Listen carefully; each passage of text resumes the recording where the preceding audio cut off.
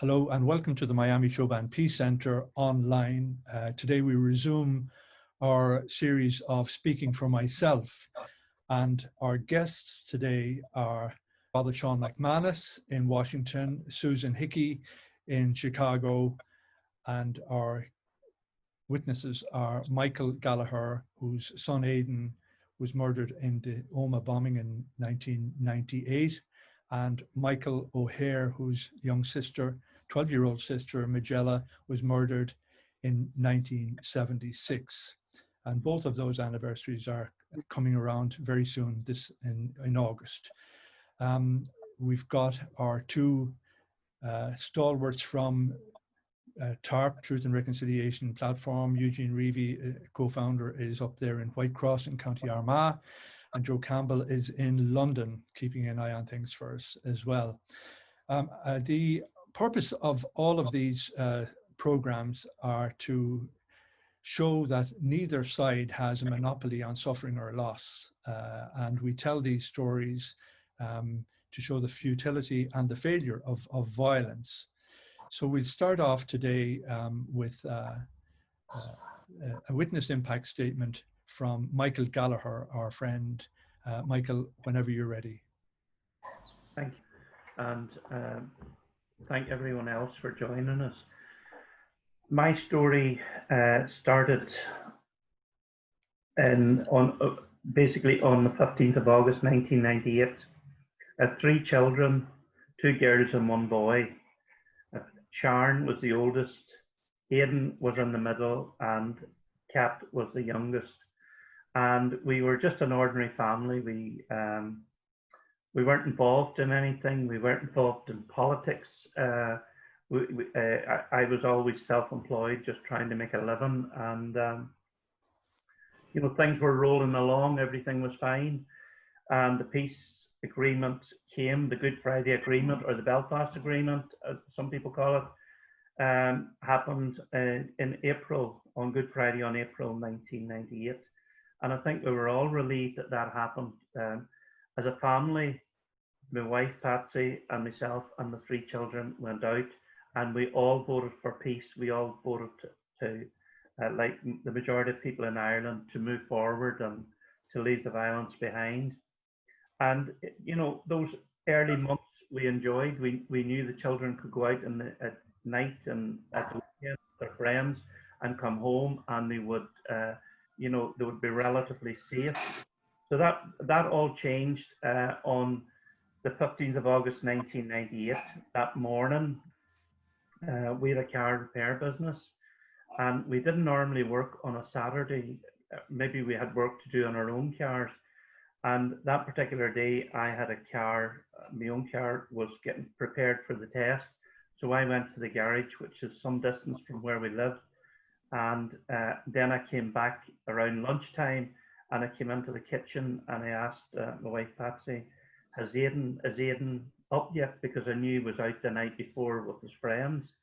And she says, oh yes, he's been up, and he went and paid some bills, and he's upstairs changing his clothes.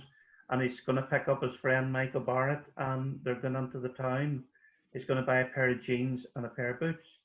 And just shortly after that, Aidan came down into the kitchen, and he just stood at the kitchen door, and we just very briefly talked. Aidan was 21 at this time, and he said he was going down. He said what shop he was going to in the town, and I told him the best place to park so that he wouldn't have to go into the traffic. And we had a very pleasant conversation. Sometimes you don't always have with your teenage and older children, but I'm glad to say that was a nice, memorable conversation. And I'll never forget when Aidan turned and walked up the hall, and he looked back and he says, I won't be long. And that was the last time we seen Aidan. He never came back. I went back to the garage after that, and I was actually lying underneath the car when I heard the explosion. I knew it was an explosion because over the period of the Troubles I'd heard quite a few explosions. And that I just got up from underneath the car. I locked the garage door, and as I was going back towards Omagh, I could see a pall of smoke rising in the distance. Never imagining for 1 minute it would be in the town centre. And when I got home, my wife and the youngest daughter was there. Kat had just actually came in from literally where the bomb site is. She's a vegetarian, and there's a good vegetable shop there. She had been in buying fruit and veg, and she had just arrived in shortly before me. And then I went upstairs and looked through the window, and I could see the smoke rising in the direction of the town centre. Again, never believing it would be the town centre. But we went back. I told them not to put on the TV. Kat lit a candle in the window, and I went to the hospital, and there was no. I couldn't find it. It was pandemonium. There was hundreds of people had arrived there.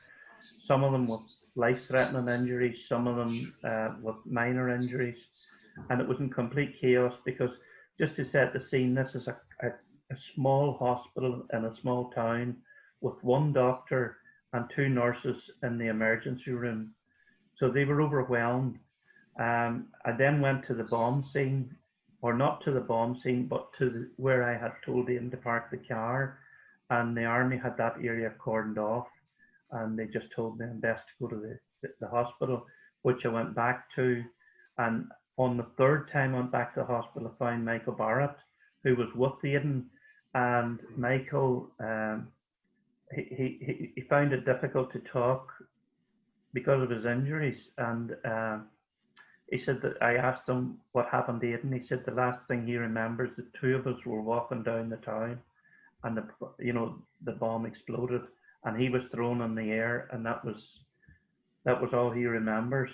But then we went to the leisure centre, and I spent hours and hours there. I couldn't eat or drink. I just wanted news. I just wanted to know what we were facing. Was Aidan dead or alive? And we had the various lists coming in from the hospitals. Because this was such a major incident, the people were taken to hospitals in Belfast and Derry and Enniskillen, and it was very difficult. But in the early hours of the morning, a policewoman asked me into an interview room, and they asked me some questions about Aidan, and I knew by the nature of those questions that it wasn't going to be a good outcome.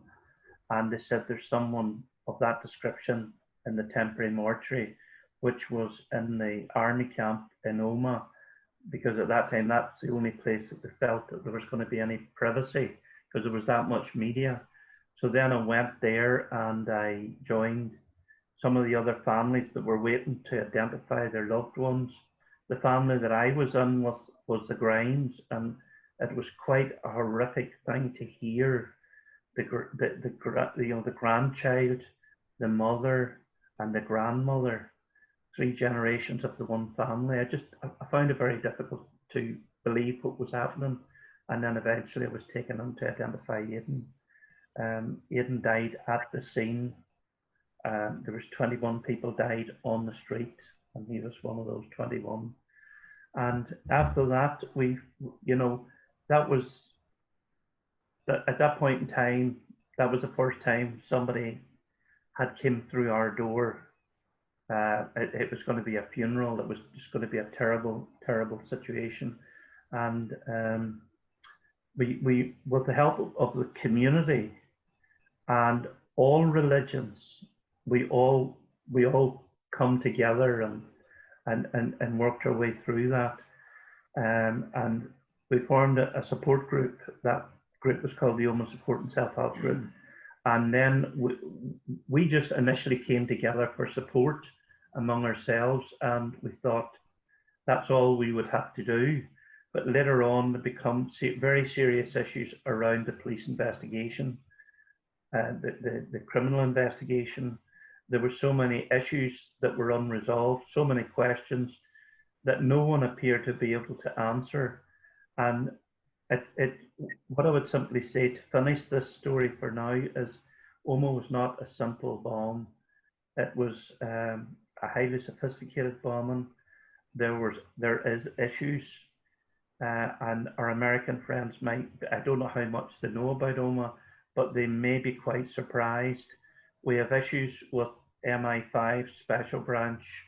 We have issues with crime and security in the Garda, and we have issues with the FBI because there was an FBI agent operating at that time and had infiltrated both the continuity and the real IRA. So the issues are really very complicated. I spent 9 years in court in a civil action, taking those that we believed were responsible, and we got a judgment against 4 or 5 individuals. At the moment, I have taken an action against the British government. I believe a public inquiry is the only way to get to the truth. We're waiting now 15 months since we rose from court, waiting on the judge to say yes or no. That's all he has to say is yes or no. And we're waiting 15 months. We just cannot understand. And it's, you know, we're 22 years this week, we're 22 years without any answers. So yeah, we have a PowerPoint and it goes into a lot of detail. And I think it's too much detail to talk about in an interview like this, but I think I would welcome the opportunity to deliver that, the findings that we have been involved with. We have some very strong supporters. We have Baroness Nuala Alone, who was the police ombudswoman at the time, who supported us, who unraveled some of these issues. And we have other people in government. We have people in the Irish government, people in the British government, and people in the Spanish government who are willing to support us. But the people that have the answers, unfortunately, are not willing to talk. Thanks very much. It's very difficult to hear. Before Eugene introduces Michael O'Hare, I'd just like to ask you, Michael, that apart from the terrible events of that day, and I mean, I can imagine how intense it was, the suffering doesn't get any easier, it doesn't get any better. It's compounded all the time by the lack of truth and the lack of transparency in these cases, isn't it? Well, I think, you know, some people say you've got to move on and get over it. You know, that can be quite a hurtful thing for people to say. I think the reality is you learn to manage it. And for me, managing it is demanding answers to questions that have not been answered over 22 years. I'm not saying I've got it right, but if I've got it wrong, I would say to the governments, please tell me where I've got it wrong. Thanks, Michael. I'll ask Eugene to introduce Michael O'Hare, a good friend of ours, because Eugene, you come from the same part of the world. Well, good afternoon, everybody. Michael was actually born about 100 yards from my house. Anyway, Michael lost his sister on the 14th of August 1976 in very, very suspicious circumstances. And it was, in my mind, it was one of the worst killings of the whole Troubles. A 12-year-old girl skipping down the road, going to confessions. And, you know, at this point, I would just like to point out that the dignity that Michael and his family have shown, it's a lesson to everybody. And the hurt and all that, and, you know, the O'Hare family, it's just like every other family here. They were just ordinary, innocent people going about their day's work and one thing and another. So, Michael, without further ado, I just invite you to tell your story. Thank you. Thank you, Eugene. And can I just take this opportunity to offer my sympathy to Mike there in Omagh and all his contacts that have been affected by that terrible day. Okay, setting the picture around Majella's death, it's a very sunny, warm August day. It's the 14th of August in 1976. Normally on a morning such as that, weekends, we would be going to shop. I would drive mother to shop and take Majella with us, but she had other arrangements made for that particular day. And she was going to visit the shore with her friends from school. And so she didn't come with us that day. But before she was going away for the day, she was going to confession, which was the solidarity meeting that the children all did on a monthly basis. And she was walking to the church. Now, my friends, the Reevy family, were in the graveyard, which they were bypassing, and they were being harassed and abused by a group of patrol of soldiers, a mixture of paras and Marines. And the kids came through the checkpoint, moved on through it, and were out of it by about 50, 60 yards, and suddenly, bang, and Majella falls, mortally wounded. My dad, Jim O'Hare, is working at the school, which he was the caretaker. He's cutting the grass on the side of the road, and he hears the shot, and he sees the commotion evolve. He drops everything he had working with and rushes to the scene, totally oblivious of the fact that it was Majella who was injured. He didn't know who it was until he got there. He knew that one of the children had been hurt, but when he got there, he found her on the road and absolute mayhem going on around her. The soldiers were hovering around at this stage from other locations in the hedgerow, and they became very irate with him. They became abusive towards him, saying things like, what are you doing here? You're only an old grass cutter. To which he had to point out, well, that child is my daughter. That was tough. That was tough for him. The shock of that for him was something that he never ever recovered from. But as the situation progressed, the helicopter landed, and a dear friend, Alice Campbell, who was a nurse at the hospital and was to be married that day to one of Eugene Reevy's brothers, was let through the cordon to try and help Majella. The helicopter landed. Majella is thrown into the helicopter. Alice gets in with her. My father is loaded into it as well, and they head for Daisy Hill Hospital in Newry. But you know, Majella was bleeding profusely and mortally wounded, I'd say, at this stage. They got to the hospital.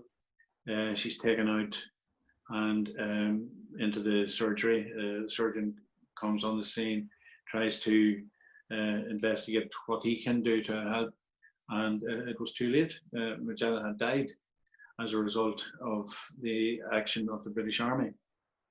She was a lovely individual, a very beautiful child with a great future in both in education, and musically she was very talented as well.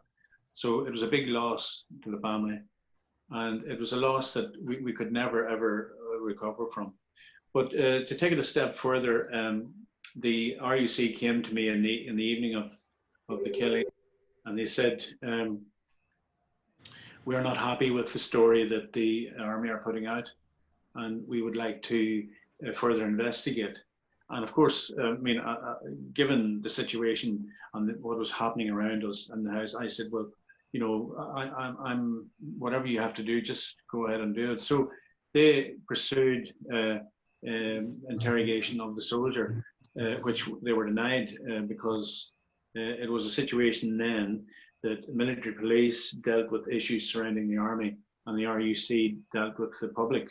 It was something that Roy Mason had introduced. They didn't have primacy in all of the situations that they encountered on a daily basis. So there were numerous toing and froing over the course of the next 2 weeks.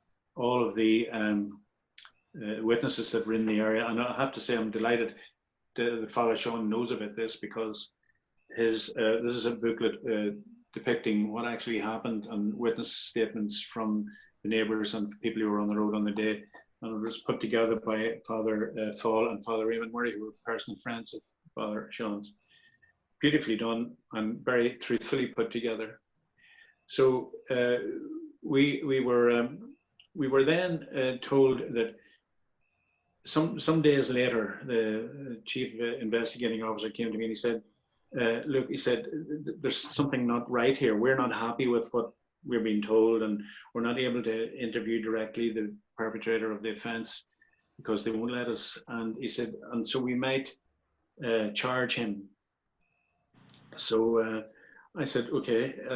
So the next thing that came up was, but he said, we feel there's not that if we get a charge, if we sort of put a charge of murder against him, that it will not be looked at all. It won't even get to court.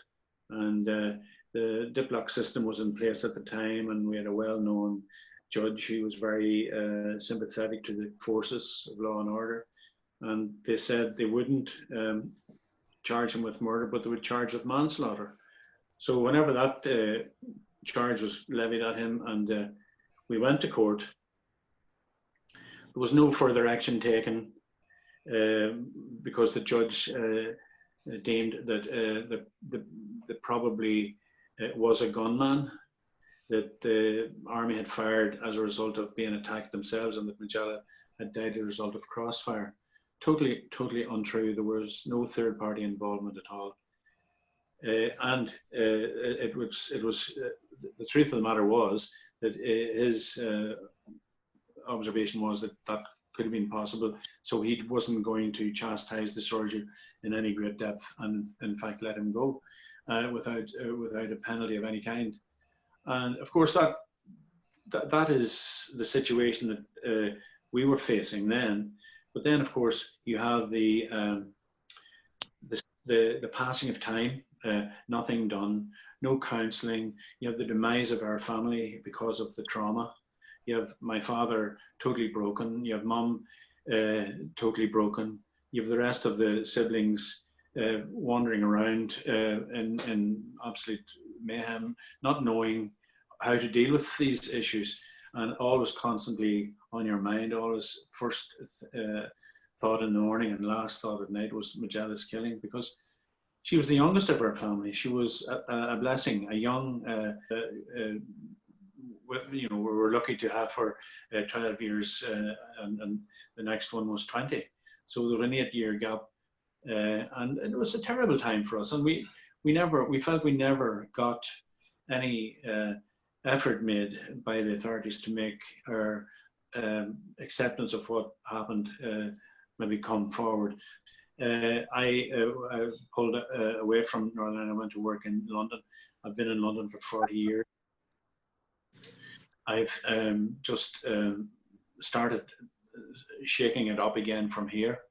And then eventually we got an apology from the government, which was written from the Ministry of Defence, saying that they were very sorry for what happened, and not the fact that they had done it.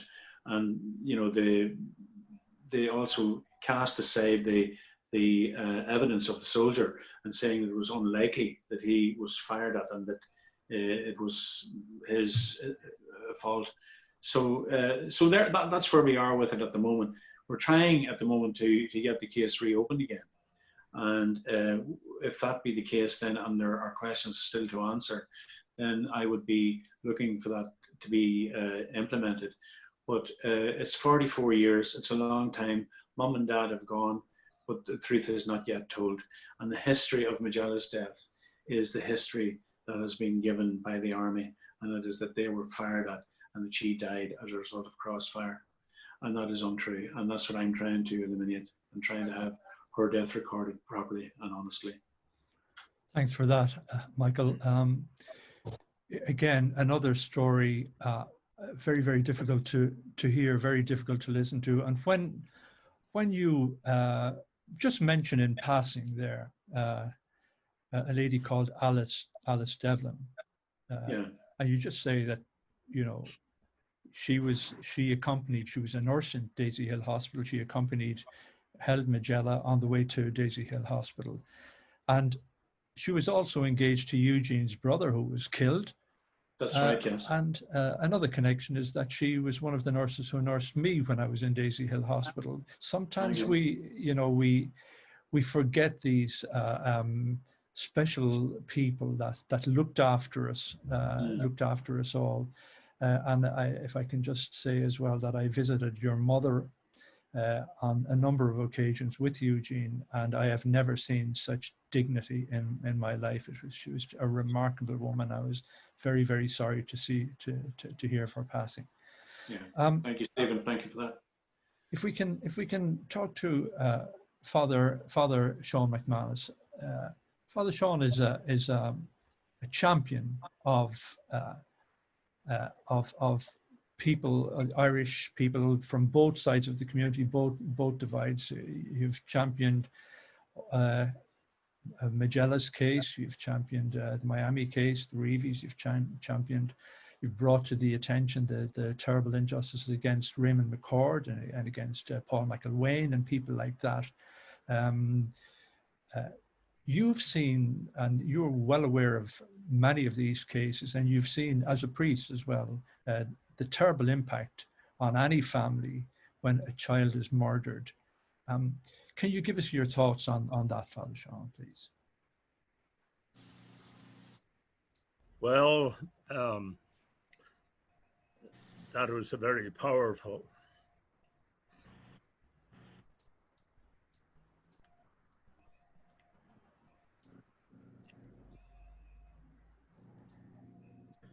Excuse me.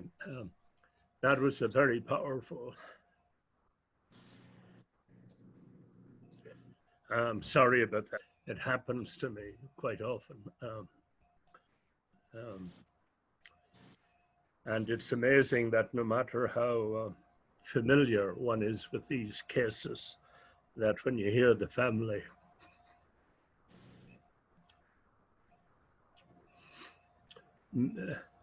maybe you could move on to the next one, Stephen. I'll be back to you in a moment. To Susan Hickey. Susan Hickey works again for the oppressed and the people who don't have a real voice. Susan worked in Ireland for a long time, and along with her husband, Professor John Hickey. And you are now a social worker in Chicago, Susan. And I had the great privilege of visiting some of your projects when I was in Chicago last year. And these are the unsung heroes, people like yourself and people who work with those, the voiceless. And that's what TaRP, Truth and Reconciliation, is trying to do, to give them a voice. But I know that you're a great voice for them as well. When you've listened to the testimonies of both of the Michaels, Michael Gallagher and Michael O'Hare, how does that compare, say, with the impact on families that you regularly come across with murders of young people, young children in Chicago? Oh boy, I want to say to both Michaels, it was very powerful to hear their testimony, and the dignity and the courage that they have shown says a lot. It really does. Comparing it to Chicago, the issues here, as you said, are very much similar insofar as a death by, a violent death has a certain amount of impact on a whole family structure, and not just the family. I mean, people don't realize the secondary effect it has on classmates, teachers, other people that have, deal with the family. So when I worked with, I've had several memorials that I've had to put on for students that have been killed. We always brought the family into it as well as the students and the teachers, because it was important for them to grieve as well. And you always expect the anniversaries to come up, that would be a difficult time. I think what also is interesting in terms of a comparison thing is that when it is done by, let's say, the armed forces, they're like here, with the police department, we have the same problem with a wall going up of finding out what's going on. A lot of the families here don't get good feedback from the authorities here either. So that struck me as well.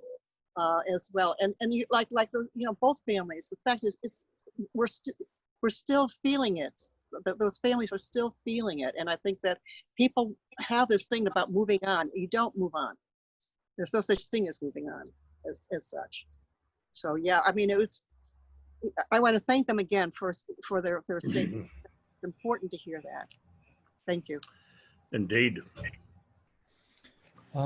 If I can go back to Father Seán. Yes, Father Seán, I must say that although you've seen and you're familiar with a lot of these cases, it's actually gladdens my heart that somebody hasn't become so used to these terrible things that you're not that you fail to be moved emotionally, haven't seen so much.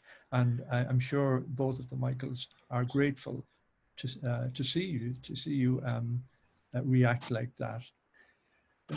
You've, as I say, as a priest, you've seen many deaths. You've attended incidents where children are killed or murdered as well, and along with that, you've taken cases at the highest level in Washington. Where do you think that Michael Gallagher and Michael O'Hare can go from here? Well, first of all, you quite rightly call these impact statements. They really have impact. And, trauma, they say, never heals. That it keeps reoccurring. Now, and it's amazing how, even though I'm quite familiar with all these cases in broad details, the amazing thing is when you hear a family member talk. And I'm amazed you were able to get through all of that. I was, ironically, at home in Fermanagh when the Omagh atrocity happened. Ironically, the McManus clan were meeting in Enniskillen from all over the world. And in this great celebration, in the middle of it, in the afternoon, it was announced that the tragedy happened. So it's quite amazing to me, even though I've known it now forever, that when you hear people speak, the simplicity of what they want is truly remarkable, that they simply want truth,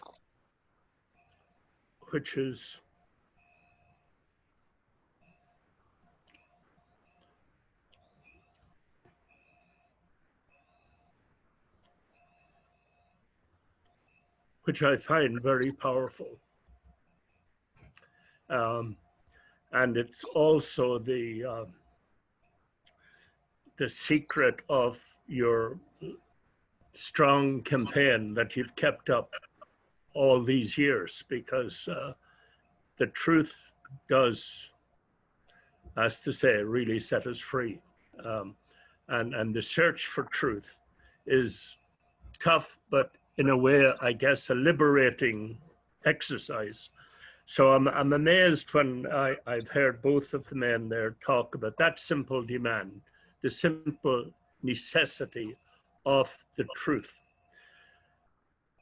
Now, of course, and Susan touched on this point, any killing is very bad, obviously. It's particularly bad when it's anyway state-sponsored, whether the killing is actually sponsored or defended by cover-up and denial by the governments. And that has powerful resonance in Irish history, of course, or anywhere. Everything changes when the government sets out to kill you. You know, we can all accept being killed by a mugger or a robber or something like that. But actually, when a relatively most powerful entity in a particular country, like the British government, the British Army, the British intelligence people, kill and cover up and defend a 12-year-old girl, the killing of a 12-year-old girl. That is, that can never heal, I can imagine, you know. Where does one go from here? Well, the victims know that one thing is certain: they cannot stop. Even though they may know that they may not fully succeed, the search of truth doesn't come to an end. Certainly not, I think, in either of your cases, in none of these cases. But I think it's important to remember that the truth and the search for truth is still very powerful. It is still very powerful, even though you don't get what you want immediately. And anyway, I think with you guys, it's not as if you have a choice. You have to keep going. And I've noticed that with every victim in the Troubles. And as Stephen mentioned, you know, whether they're Protestant or Catholic, they want the truth. They want the truth, and nothing stops them. I think it's important for the victims to remember that on one level, you have no power. On another level, your search for truth makes you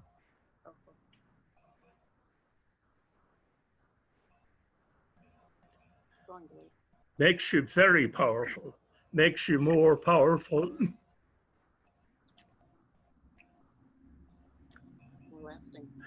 than governments, more powerful than armies. So I think that's something to hold on to. Thank you, Father Seán. It's and it is a great comfort to us to know that we've got a friend on Capitol Hill in Washington. And I should remind people that if they want to know more about Father Seán's work, to go to the Irish National Caucus website in Washington. Eugene, if the dominant word here throughout this conversation has been truth, I would say that the underlying feeling that I get from this, and having met all of you and gotten to know you so well, is dignity. Your mother, and of course Michael's mother, and I know Patsy, Michael Gallagher's wife, and Kat, and they are the last word in dignity, and we owe so much to them, as we do to Rosemary, Joe's mother, as well. I think that the women are certainly, in too many cases, unsung heroes, as we mentioned earlier on with regard to Alice Devlin. We want to thank Susan Hickey for taking part in this. Thank you. Thank you, Father Seán McManus, and to thank him for his ongoing work on behalf of victims from all sides of the community in Washington. And we hope that we can keep on working with you to raise these issues. It's been an emotive conversation. I mean, I know that I'm talking to some of the toughest guys I've ever met in my life, and at the same time, after each one of these sessions, I know, even from my own experience, that you leave a little bit of yourself behind, whether it's on a stage or on Zoom or whatever it is. So God bless you all. Thank you very much. And if you can, please visit our website, which is tarp.ie, TARP.ie, and we'll see you again soon. Thank you.